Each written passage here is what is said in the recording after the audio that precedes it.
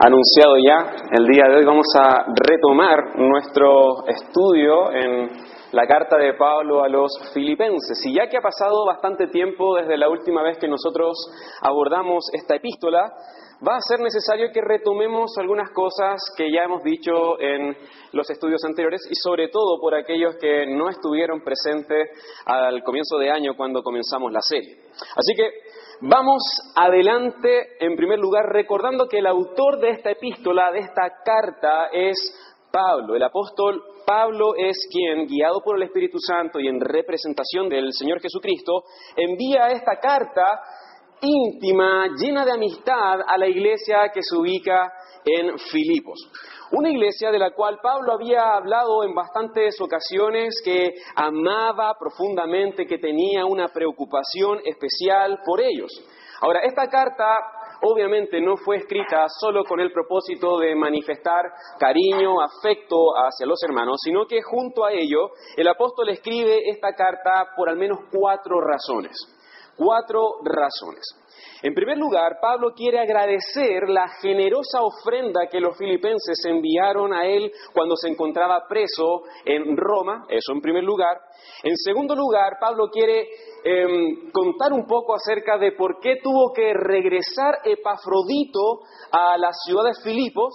Ustedes recordarán más o menos que fue Epafrodito el hermano, el diácono encomendado por la iglesia para llevar esta ofrenda a Pablo cuando él se encontraba en Roma.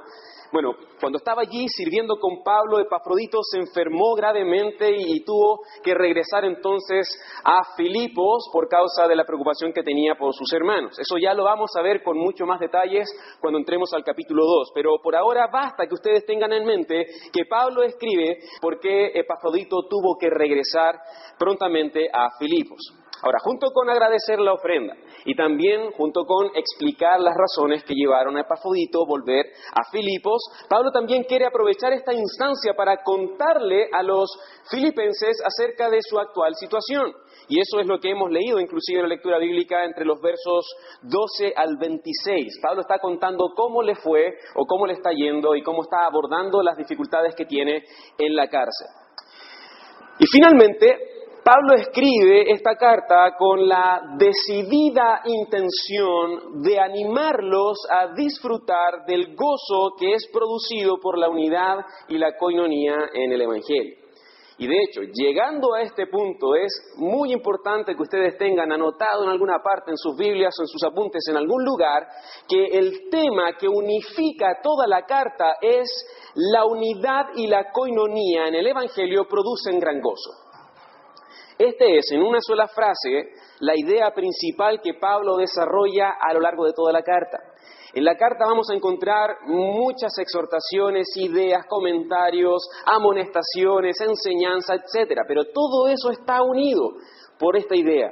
La unidad y la coinonía en el Evangelio producen gran gozo. Ahora, como hemos dicho también en otras oportunidades, cuando Pablo utiliza la palabra griega koinonía en esta carta, lo está haciendo para hablar mayormente de la común participación de los creyentes en el Evangelio. De hecho, la palabra koinonía es común participación. Y lo enfoca hacia la común participación que tenían los creyentes en el Evangelio. Es decir, Pablo está destacando que los hermanos de Filipos no solamente fueron salvos por el Evangelio, sino que junto con ellos están participando con Pablo en la predicación de las buenas nuevas. Y también están participando en el servicio a los hermanos. Y también están participando en el sufrimiento que es a causa de la predicación del Evangelio. Y también están participando en la contribución del progreso del Evangelio. En otras palabras, los filipenses están gozando de coinonía con Pablo y con todo lo que contribuye al avance del Evangelio en el mundo. Sin embargo, algo estaba pasando en esta iglesia que, a pesar de todo lo que tenían en común, no estaban regocijándose en el Señor. Pueden ser las circunstancias externas, pueden ser los conflictos internos, puede ser, pero algo estaba ahogando ese gozo que debía ser el resultado natural de la unidad y la coinonía en el Evangelio. Y por tanto, cuando Pablo se entera que esto estaba sucediendo, envía esta carta a sus hermanos para exhortarles a mirar una vez más a Cristo. Miren una vez más a Cristo y lo que los creyentes tenemos en Él, a fin de que puedan disfrutar del gran gozo que el Espíritu Santo produce en el creyente que vive, que experimenta, que disfruta de la unidad y la coinonía que la iglesia experimenta en el Evangelio. Así que a lo largo de la carta, Pablo va a exhortar a los filipenses a entender que la unidad y la coinonía es lo que produce el gozo en la iglesia. Es la unidad y la coinonía lo que produce el gozo en la iglesia. Habiendo recordado estas cosas, vamos ahora sí a nuestras Biblias y a la sección que corresponde al estudio del día de hoy, que es entre los versículos 27 al 30. Vamos a leer primeramente estos versos. Dice así la palabra de Dios: solamente que os comportéis como es digno del Evangelio de Cristo, para que, o sea que vaya a veros o que esté ausente, oiga de vosotros que estáis firmes en un mismo espíritu, combatiendo unánimes por la fe del Evangelio y en nada intimidados por los que se oponen. Para ellos, ciertamente, es indicio de perdición, mas para vosotros de salvación, y esto de Dios. Porque a vosotros os es concedido a causa de Cristo, no solo que creáis en Él, sino también que padezcáis por Él, teniendo el mismo conflicto que habéis visto en mí y ahora oís que hay en mí. Vamos a tener un momento más de oración. Padre, te pedimos que nos ayudes en esta hora a poder estar atentos a tu palabra, Señor. Sí o sí van a venir distracciones, sí o sí el cansancio va a ser un factor, pero ayúdanos, Señor, a estar atento a tu voz y a escuchar lo que tú quieres que nosotros escuchemos a través de tu palabra, a desafiarnos, animarnos, exhortarnos si es necesario con las Escrituras. Te lo pedimos de corazón, en el nombre de Jesús. Amén.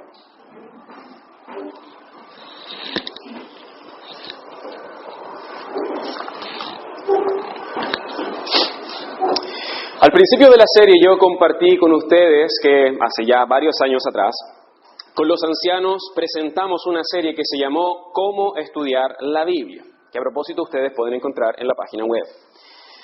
Uno de los objetivos de esta serie era poder presentar ciertos hábitos cristianos que nos ayuden a poder entender el sentido del texto y a su vez poder extraer principios, aplicaciones hacia nuestras vidas.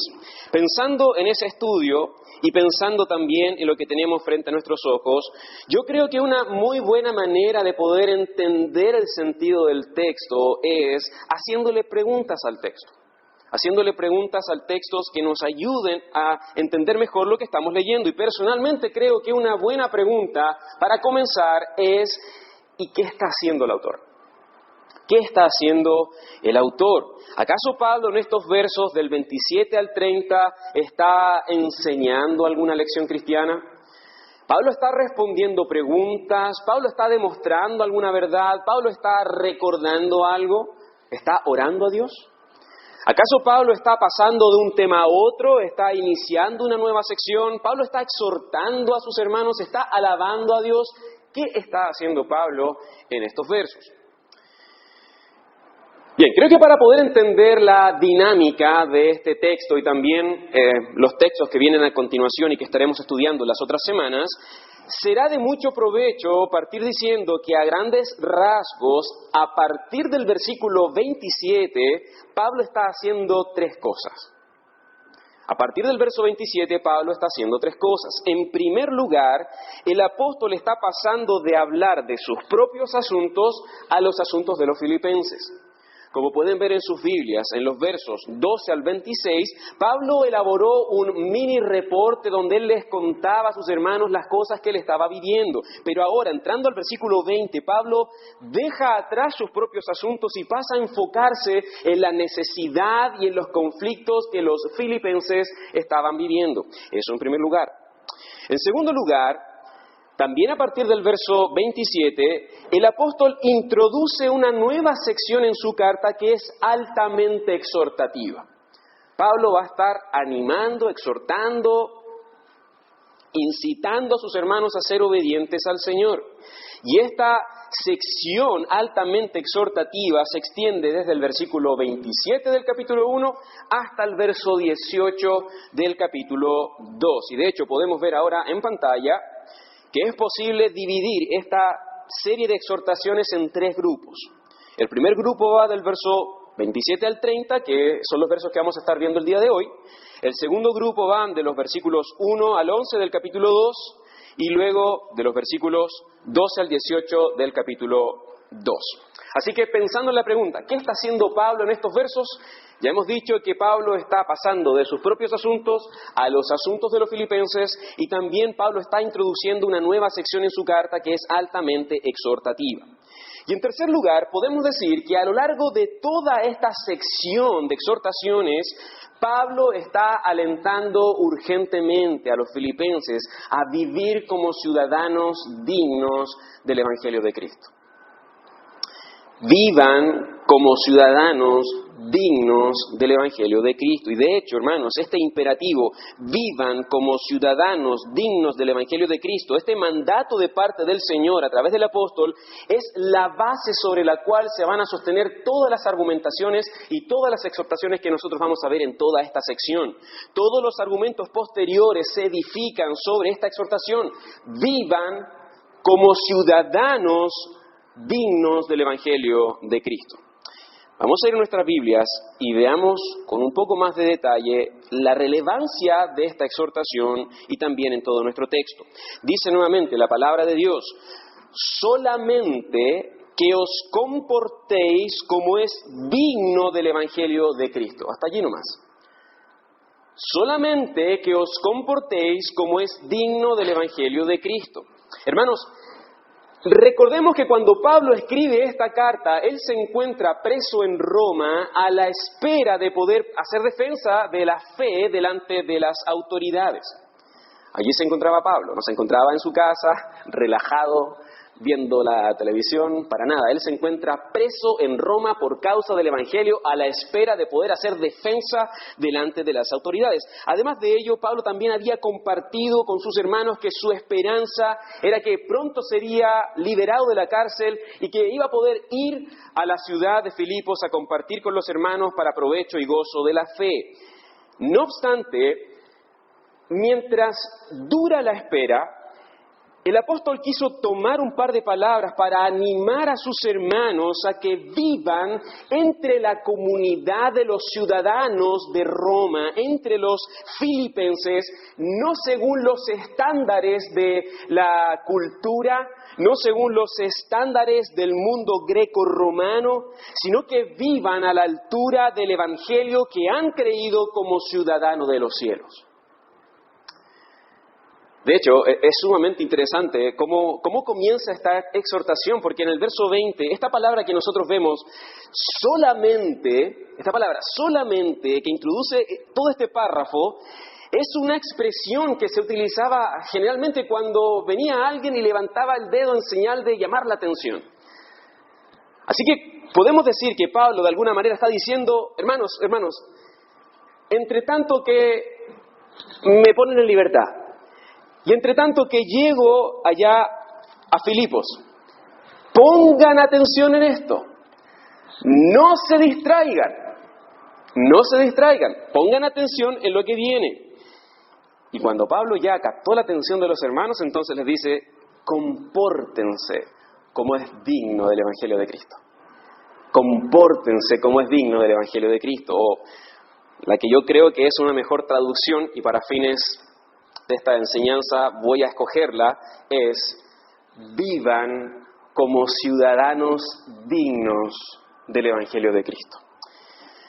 Ahora, ¿por qué yo creo que la frase vivan como ciudadanos dignos del Evangelio es una mejor traducción a la exhortación que vemos en el verso 27? Bueno, por varias razones, y entre ellas, la palabra griega que nosotros vemos traducida en nuestras Biblias como comportéis, también se puede traducir más exactamente como vivir como ciudadanos, hablando específicamente de la conducta que debían tener los cristianos en el mundo.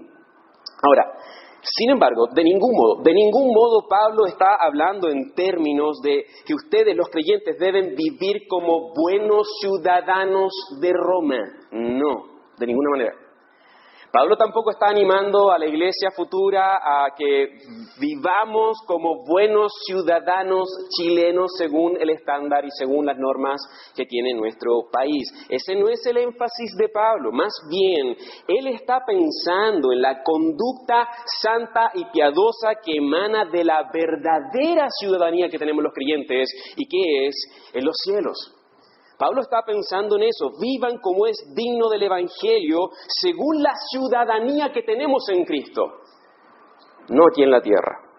Y de hecho la palabra griega que nosotros vemos en el verso 27 es la misma que utiliza posteriormente Pablo en el capítulo 3, en este versículo tan conocido que es: pero nuestra ciudadanía está en los cielos, ¿cierto?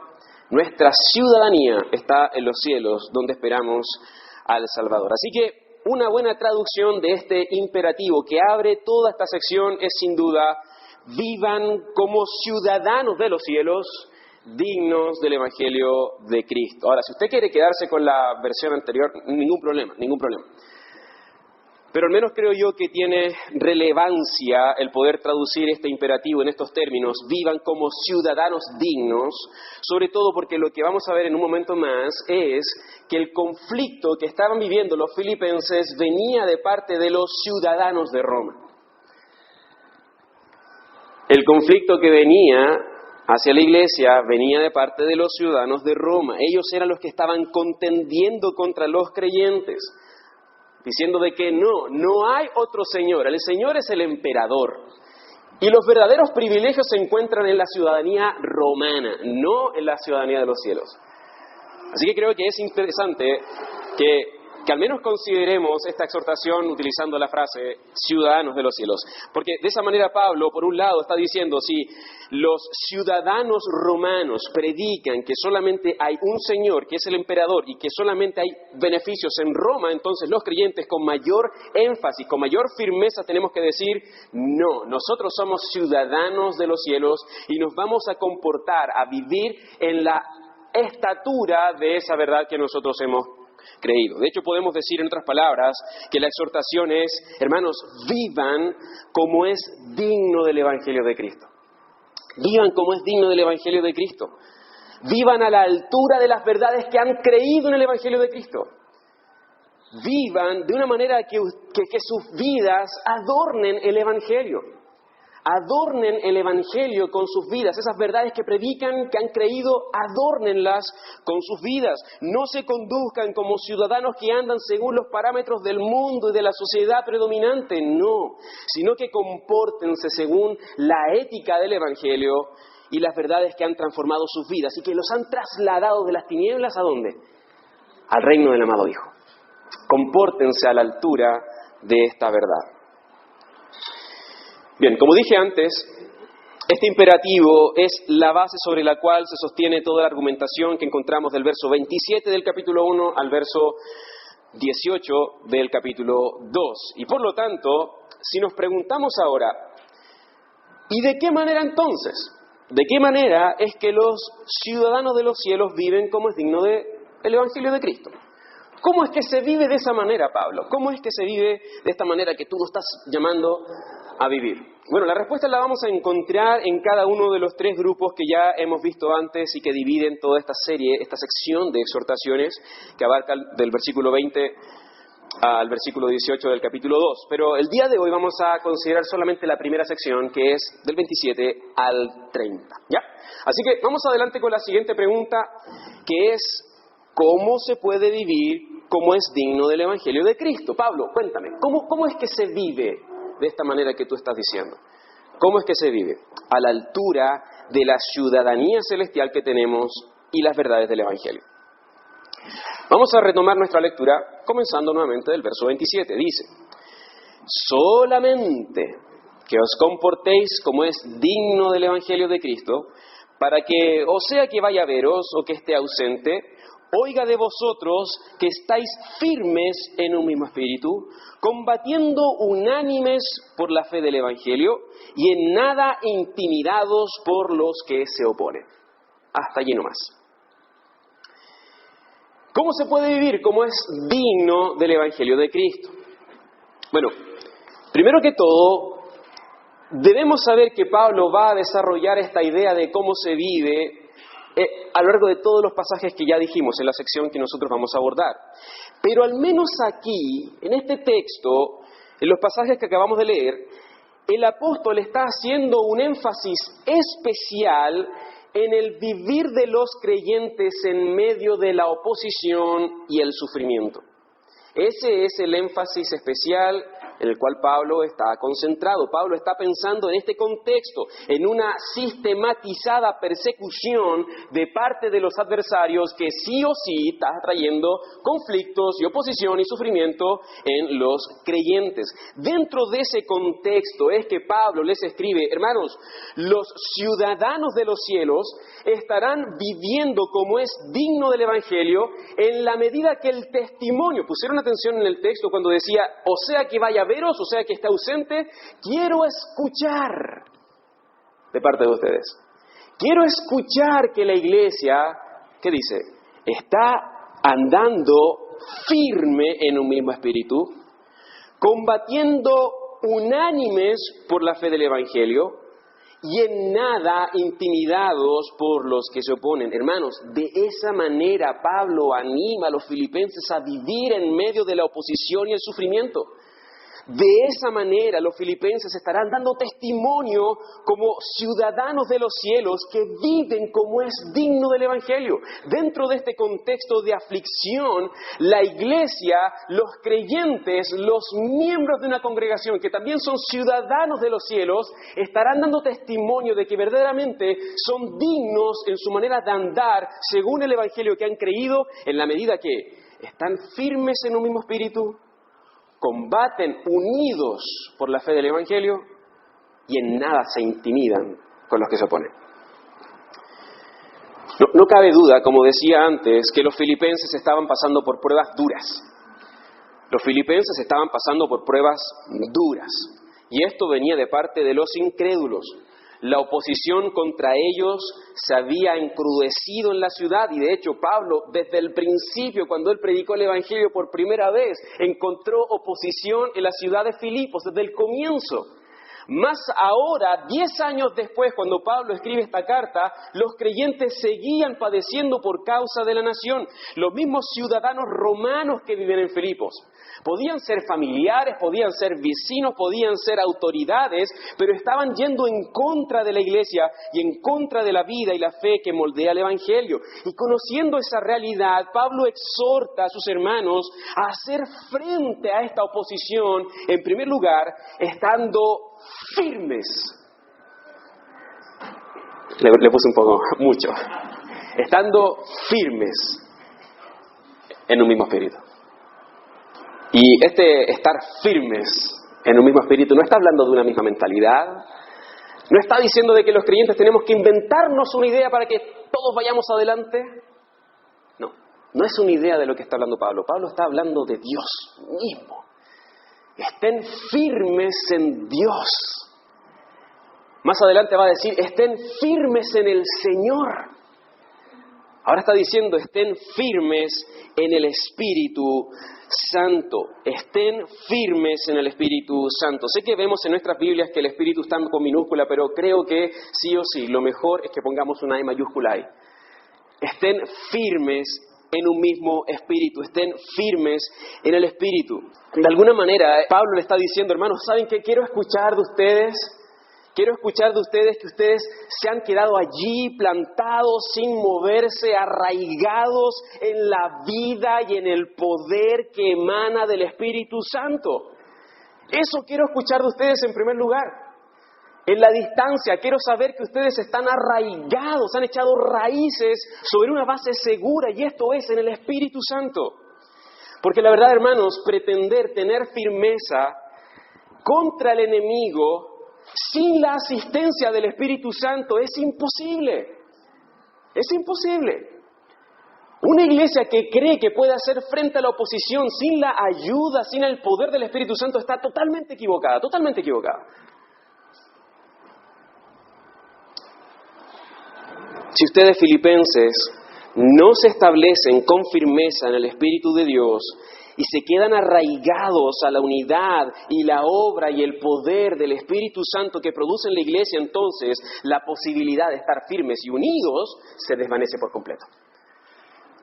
No hay posibilidad, ni siquiera hay que seguir leyendo. Si no comenzamos arraigándonos en el mismo Espíritu. Hermanos, la firmeza en el Espíritu Santo es la clave para luchar contra el adversario. La firmeza en el Espíritu Santo es la clave para luchar contra el adversario. Y por decirlo de algún modo más metafórico, no hay terreno más seguro y estable para la iglesia que hacer frente al enemigo, que mantenerse firme en un mismo espíritu. No hay lugar más firme, más seguro que comenzar esta batalla contra el enemigo quedándonos allí, en el mismo espíritu, firmes en el mismo espíritu. Ahora bien, como buenos soldados de Jesucristo y como buenos ciudadanos de los cielos, Pablo no solamente está instando a los filipenses a pararse firmes en un terreno sólido y seguro, sino que además, en segundo lugar, les insta a combatir unánimes por la fe del Evangelio. Y aquí la idea y la ilustración es bastante sencilla. Pablo dice literalmente, hermanos, ustedes deben luchar hombro a hombro. Eso es lo que significa la palabra unánimes. Hombro a hombro, codo a codo, lado a lado, pónganse allí, no dejen grieta en ustedes. Así como se realizaban antes las guerras, ¿no? En la antigüedad, los soldados parados uno al lado del otro, o como hoy en día vemos en el equipo de rugby, fútbol americano también, se ponen al lado allí, firmes, y todos con una idea, con un objetivo, y que es luchar por la fe del Evangelio. Y esta lucha por la fe del Evangelio, hermanos, por favor, no consiste en que a partir de mañana vamos a empezar a hacer letreros y vamos a salir afuera, vamos a tocar bocinas, vamos a pintar paredes, pintar vehículos diciendo el Evangelio es verdad. No, por favor, no. De esa manera no es que la iglesia lucha contra la oposición del enemigo. ¿Saben cómo lucha la iglesia? Viviendo las verdades del Evangelio. Viviendo las verdades del Evangelio, predicando el Evangelio. De esa manera es que la iglesia lucha contra la adversidad y el pecado. Ahora, con esta exhortación de Pablo nosotros podemos decir varias cosas en cuanto a la estrategia de la iglesia en medio de la adversidad, y entre ellas puedo destacar, en primer lugar, que los ciudadanos de los cielos no son pasivos ante los embates del enemigo. Pablo no está hablando de resistir, no está hablando de esconderse, no está diciendo manténganse en sus casas encerrados y allí en la intimidad entonces vivan el Evangelio. No. Los ciudadanos de los cielos no son pasivos ante los embates del enemigo. Combaten, muestran el Evangelio efectivamente en sus vidas, predican el Evangelio. El avance del Evangelio es el arma que la iglesia utiliza para librar esta batalla. Y junto a ello, pongan atención, los ciudadanos de los cielos no luchan solos. Los ciudadanos de los cielos no luchan solos. Se ponen codo a codo, hombro a hombro con la iglesia, se apoyan mutuamente, dependen los unos de los otros. No se aíslan para librar sus propias batallas. No. Porque en realidad el creyente que se aísla a librar una propia batalla, en primer lugar, no está quedándose firme en el Espíritu Santo. Y en segundo lugar, el que se aísla de la iglesia pretendiendo luchar por la fe, en realidad está negando la verdad del Espíritu Santo, la verdad del Evangelio, porque el Evangelio es quien habla de que la iglesia tiene que compartir en koinonía esta lucha contra las adversidades. Así que, junto con pararse firmes en un terreno estable y seguro, que ofrece el Espíritu Santo, los ciudadanos también de los cielos deben combatir unánimes por la fe y las verdades del Evangelio. Ahora, hay un punto más que Pablo también indica en cuanto a cómo es que la iglesia hace frente a las adversidades. Y ese punto es la valentía. Dice el texto, en nada deben estar intimidados ante los adversarios. En nada intimidados por los que se oponen. Y este texto, hermanos, es el versículo, es la frase que apoya un poco más este contexto histórico de los sufrimientos de los filipenses. Como ya hemos dicho, es muy probable que los adversarios sean los mismos ciudadanos romanos. Y Pablo está haciendo allí un juego de palabras. Esos ciudadanos romanos que están atentando contra la iglesia, bueno, ustedes como ciudadanos de los cielos, háganle frente. Esos ciudadanos romanos que están ofreciendo lealtad a su emperador y adorando en actos públicos y que además están menospreciando a aquellos que están reconociendo a otro Señor, háganle frente con las verdades del Evangelio.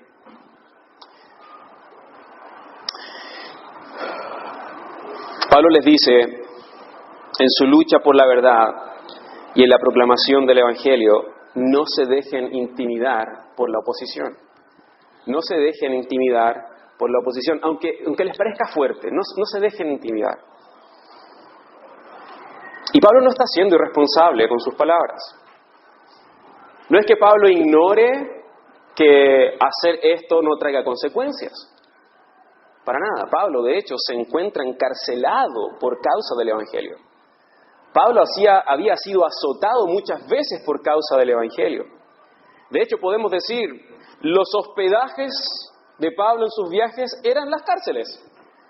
Él no estaba pensando en dónde dormir. ¿Cuál es la mejor cárcel? Llévenme allí. Si al final allí voy a quedar. Porque en cada viaje estaba predicando el Evangelio. Pablo sabía muy bien que por causa del Evangelio venían conflictos, iban a venir oposiciones. Y Pablo dice, ¿saben qué? No le tengan temor a eso, no tengan miedo de eso. ¿Saben por qué? Porque para el creyente el vivir es Cristo. Y el morir es ganancia. ¿Qué nos puede hacer el enemigo? Quizás puede tocar la carne, puede quitar nuestras vidas, pero algo que jamás va a poder tocar es que nosotros seguimos siendo ciudadanos de los cielos. Seguimos siendo del reino de nuestro amado Señor y Salvador, y eso jamás lo podrán arrebatar. Entonces, ¿qué temer? ¿Qué temer? No tengan miedo, sigan adelante, unidos, firmes, luchando por la fe del Evangelio. Por tanto, de alguna manera Pablo dice, si quieres vivir como es digno del Evangelio, en medio de la oposición, entonces párate, ahí está mejor, párate junto a tus hermanos, firmes en un mismo espíritu, combatiendo unánimes por la fe del Evangelio y sin dejarse intimidar por los que se oponen. Vamos a pasar a la última pregunta. Tenemos una pregunta más al texto. Y la pregunta dice así. ¿Por qué es importante estar firmes y unidos en el Evangelio en medio de la oposición? Ok, Pablo, entiendo tus sufrimientos, entiendo la exhortación, pero ¿es realmente importante que nosotros como iglesia hagamos caso a esta amonestación? Pablo, ¿es necesario vivir como ciudadanos del Evangelio cuando las circunstancias se ponen feas? Es necesario. Retomemos nuestra lectura y nuevamente del verso 27. Solamente que os comportéis como es dignos del Evangelio de Cristo, para que sea que vaya a veros o que esté ausente, oiga de vosotros que estáis firmes, en un mismo espíritu, combatiendo unánimes por la fe del Evangelio, en nada intimidados por los que se oponen. Que para ellos ciertamente es indicio de perdición, mas para vosotros de salvación, y esto de Dios. Porque a vosotros os es concedido a causa de Cristo, no solo que creáis en Él, sino que también padezcáis por Él, teniendo el mismo conflicto que habéis visto en mí y ahora oís que hay en mí. Hasta allí.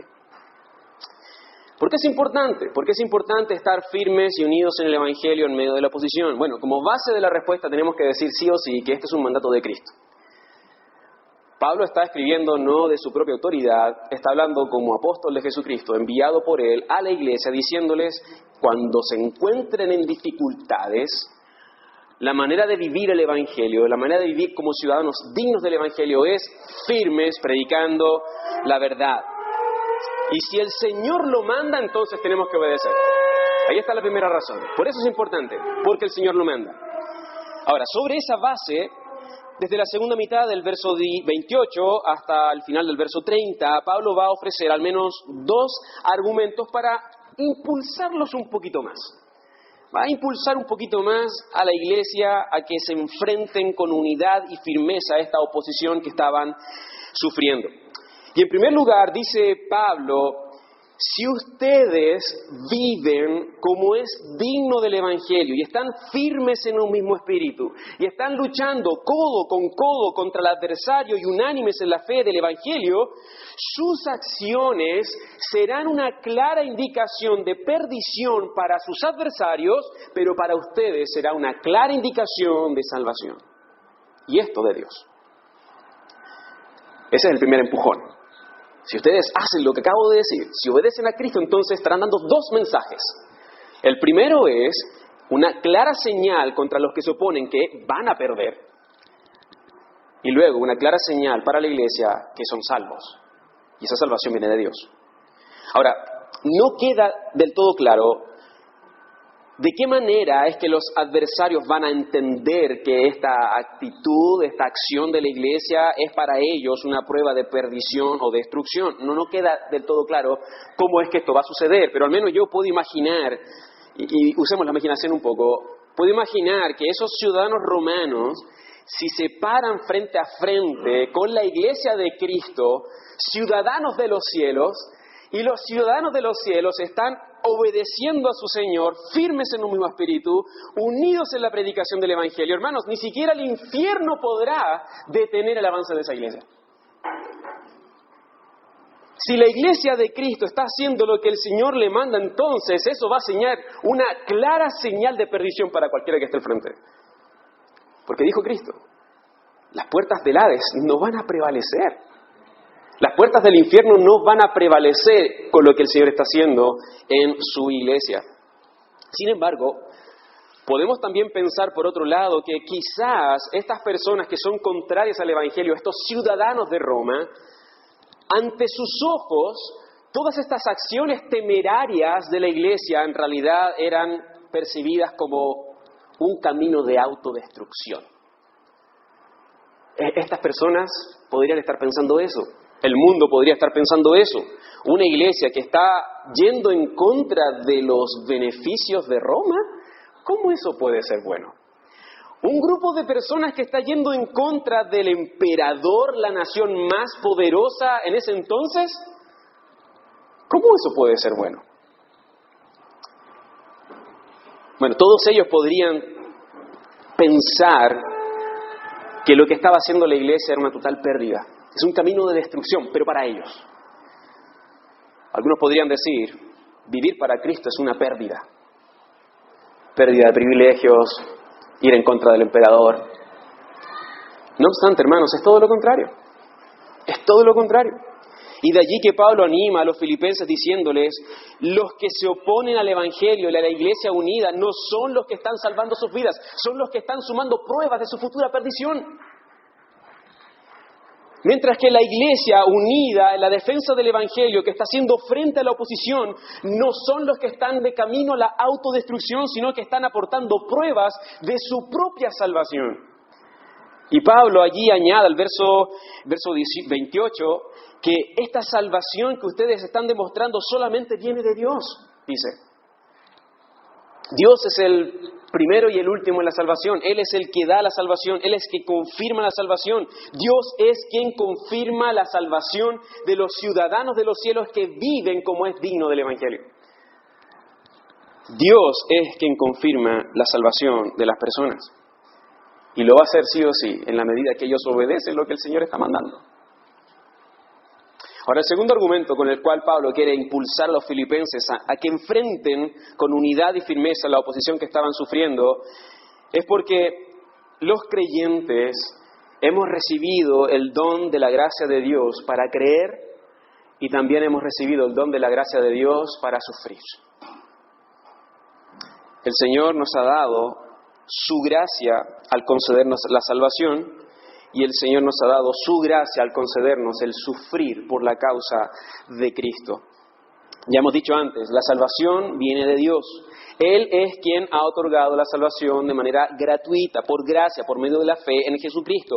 No hay nada que un hombre pueda hacer para alcanzar la salvación, no hay nada que un hombre pueda hacer para perder la salvación. La salvación es por gracia, no por obras, por medio de la fe en el Señor Jesucristo. Pero además, esta salvación que viene de Dios incluye otro elemento que también deriva de su gracia y que es sufrir por la causa de Cristo. Sufrir por la causa de Cristo. En el verso 29 leemos en nuestras Biblias la frase, os es concedido a causa de Cristo. Leemos eso. Os es concedido a causa de Cristo. También podemos traducir esta frase de la siguiente manera.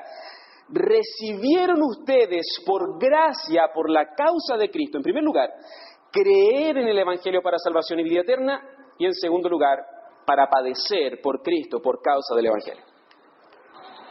Por tanto, amados hermanos, el sufrimiento que estaban experimentando los filipenses no era algo ajeno a la salvación que Dios les había dado en Cristo.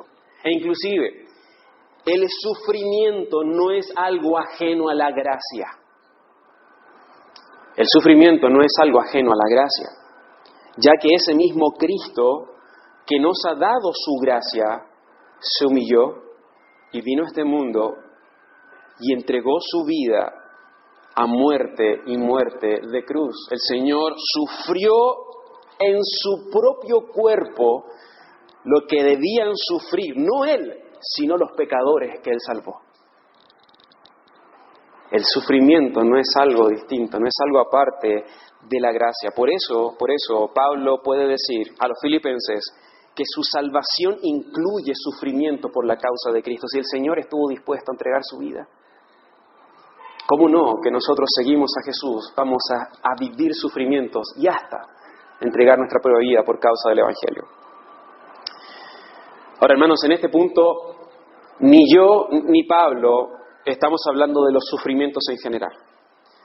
No quiero desconocer el hecho, y no vamos a desconocer el hecho de que los creyentes sufrimos, y sufrimos por diversas razones, por una enfermedad, por conflictos, por situaciones emocionales, por el trabajo. Estar en este mundo ya en sí mismo una gran aflicción. Pero no estamos hablando de los sufrimientos en generales. Esta carta en este momento no está hablando de los sufrimientos en general.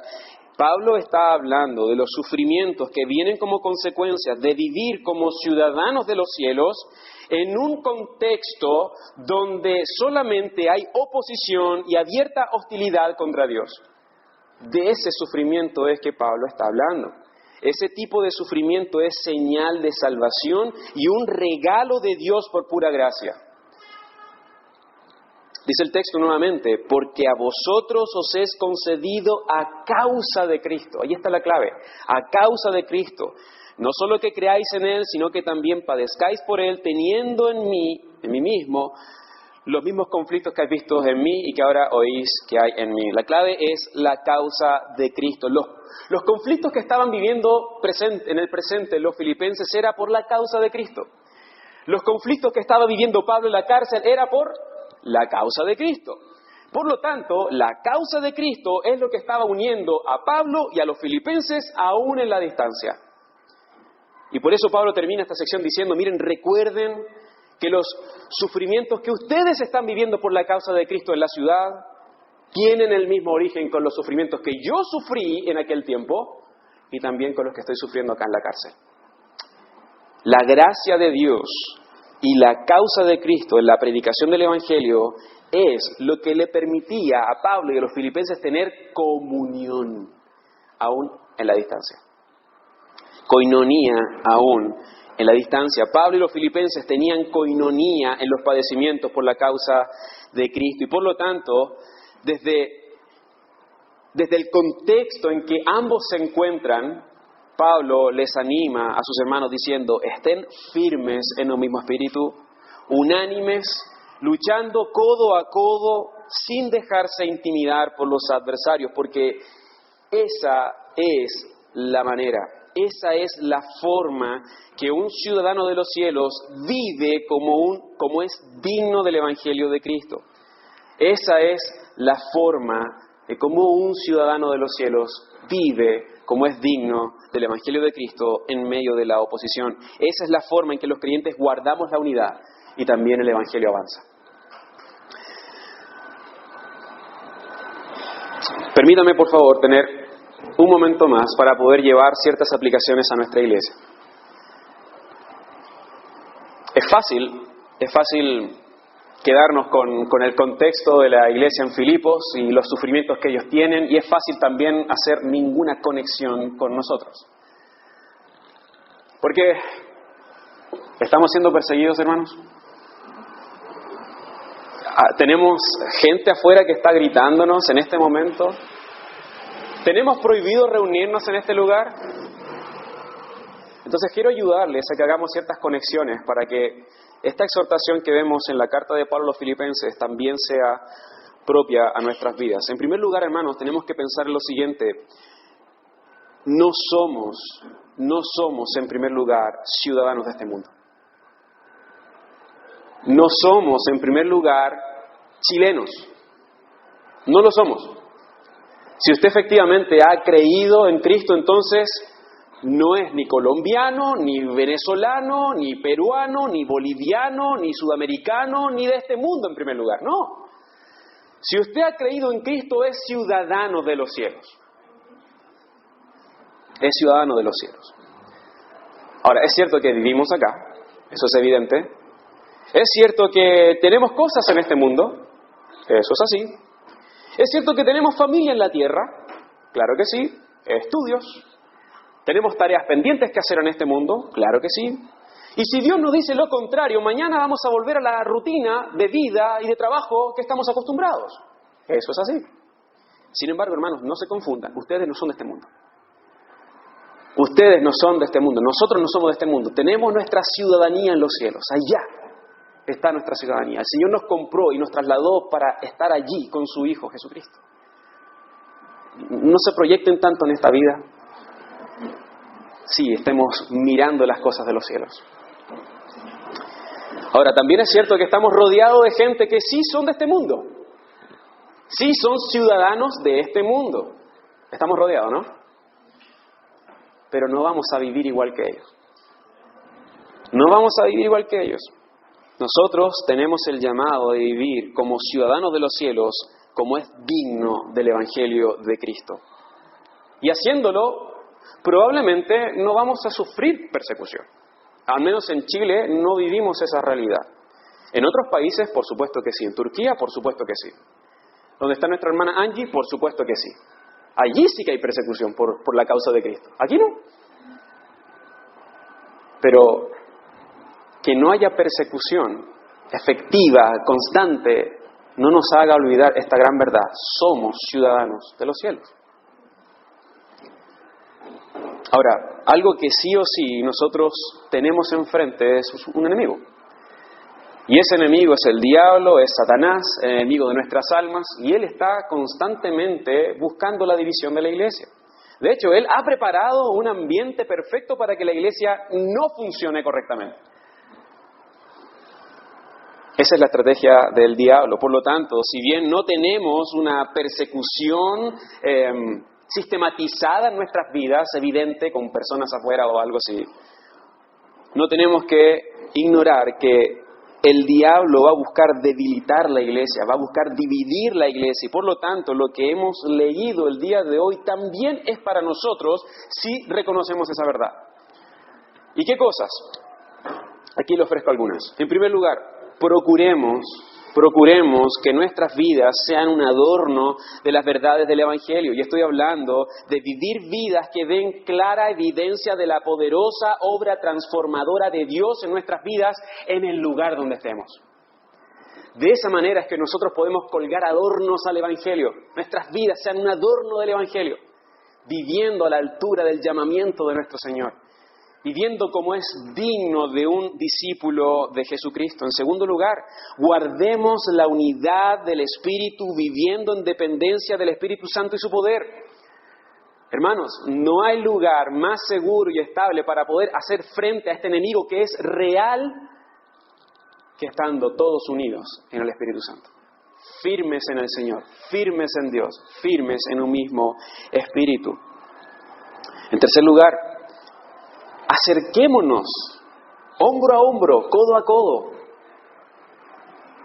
Cultivemos esta unidad que Dios ha comprado a precio de sangre. Si tú no te estás esforzando en conocer a los hermanos que el Señor trajo a tu vida, entonces arrepiéntete de eso en primer lugar y esfuérzate. La iglesia está creciendo, hay muchas caras. ¿Las conoces? ¿Conoces que está viviendo este hermano, esta hermana que está a tu lado? No nos veamos, hermanos, abriendo grietas en esta unidad que el Señor nos ha mandado a conservar. Si estás pensando en alejarte, en irte, o estás en el camino de decir, la iglesia es para otros, te animo a que no lo hagas. Y si tú, hermanos, hermana, tú estás viendo de que hay grietas entre nosotros, ayudémonos a cerrarlas. Conózcanse, háblense, considérense los unos a los otros, dice el autor de la carta a los Hebreos. Considerémonos unos a otros en la medida que estamos estimulándonos al amor y las buenas obras. Y finalmente, prediquemos el Evangelio. Prediquemos el Evangelio. Trabajemos en nuestra coinonía en el avance del Evangelio. No hay forma más eficaz de luchar contra la adversidad y el enemigo que predicando el Evangelio. Esa es la espada, hermanos. La palabra de Dios. Predicar la palabra de Dios. Avancemos unidos en la predicación del Evangelio. De esta manera, hermanos, vivamos como ciudadanos de los cielos, dignos del Evangelio de Cristo. Amén. Vamos a orar. Padre, en primer lugar te damos muchas gracias por habernos trasladado de este mundo y de la ciudadanía terrenal a una ciudadanía celestial en Cristo Jesús. Reconocemos que no lo merecíamos para nada. Por el contrario, merecíamos ser ciudadanos de este mundo al cual tú vas a destruir. Y lo merecíamos justamente. Pero Padre, tú por gracia nos has concedido el poder creer en Jesús y ser salvos de nuestros pecados. Pero también por gracia nos has concedido el sufrir por causa de Cristo en la medida que avanzamos el Evangelio, predicando en unidad la palabra tuya. Ayúdanos, Señor, a percibir el sufrimiento con gozo. Este sufrimiento que viene por vivir la vida que debemos vivir en este mundo. Oh Señor, danos valentía